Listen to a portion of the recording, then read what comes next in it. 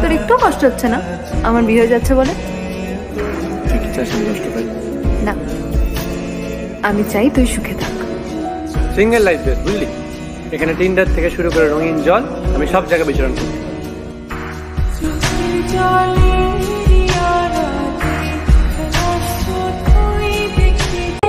Congratulations. I love you. আমি দেখতে হয়তো মন্দ, তাই তো ভালোবাসার দরজা বন্ধ।